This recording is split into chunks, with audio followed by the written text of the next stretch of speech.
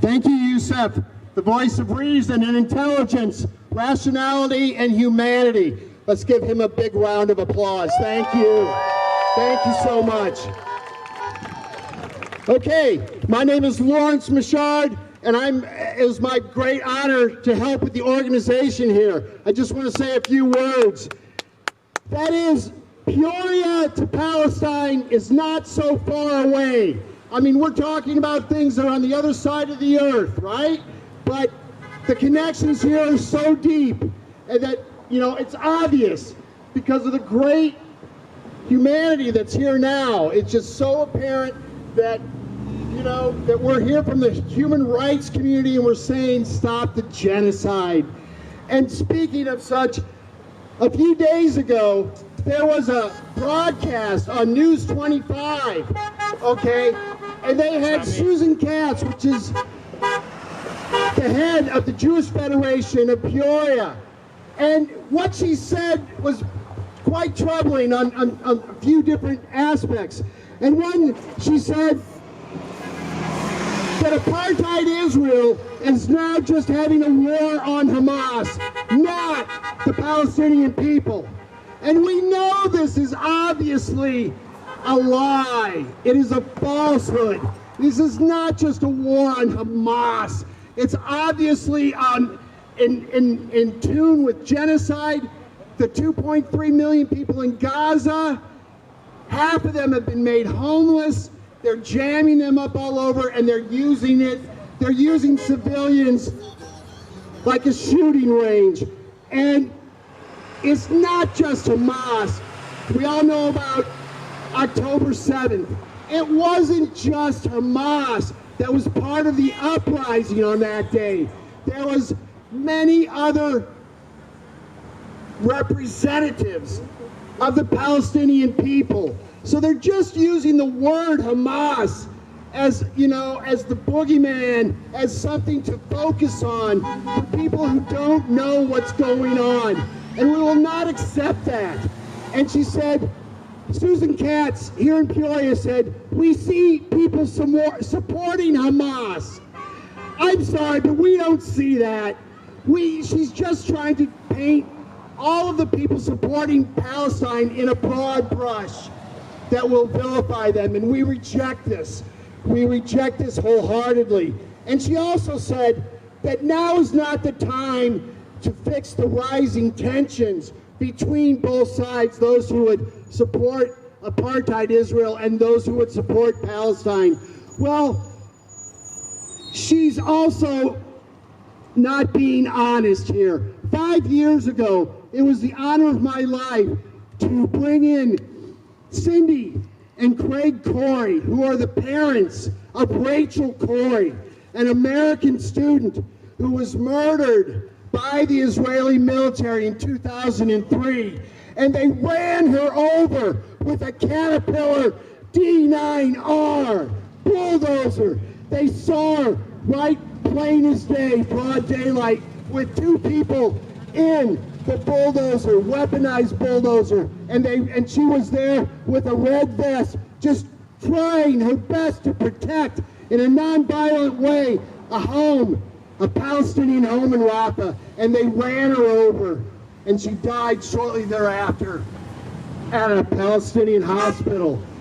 Anyhow, 5 years ago, the Coreys came to Peoria to help us protest in front of Caterpillar, okay, to get them to admit, or even just to somehow explain why Caterpillar has been selling and making available their bulldozers to apartheid Israel for years, decades, not just recently.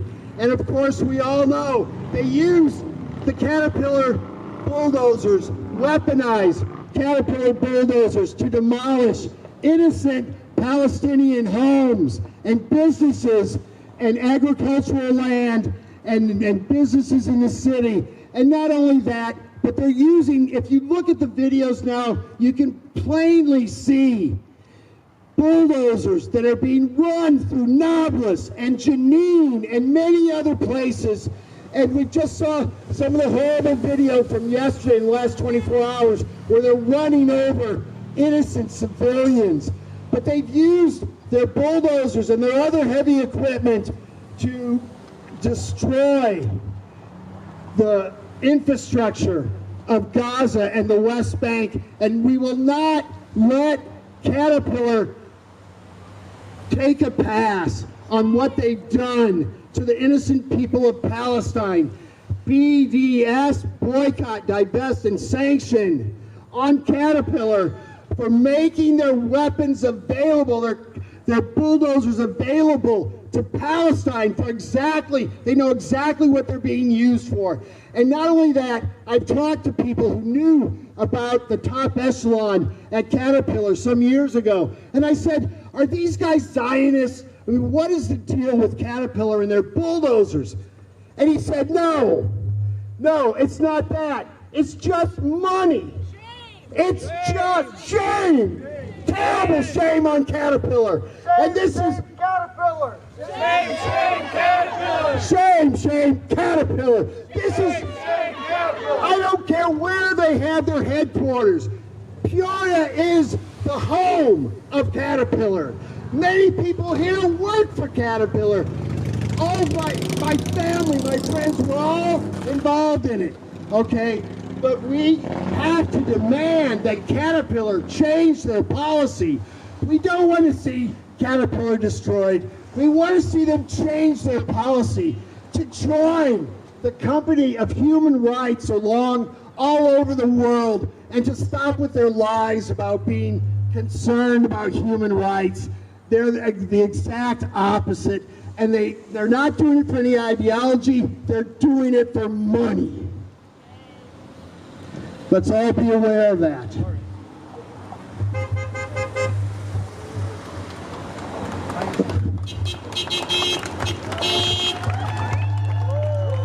One more thing from me. Okay, it's not only the apartheid state, it's the United States that is behind the genocide in Gaza right now, also the West Bank. And it's obvious and it's clear that Joe Biden, and he said as much, is a Zionist. Shame on you, Joe Biden. And shame on you, Joe Biden. Shame! Shame, Biden. Shame, Biden. Shame, Biden. Shame, Biden! Shame, Biden. Shame, Biden. Shame, Biden! We all heard and saw what Joe Biden said about beheading babies right after the start. I'm 64 years old. That was the most disgusting and vile thing I've ever heard from the lips of an American president.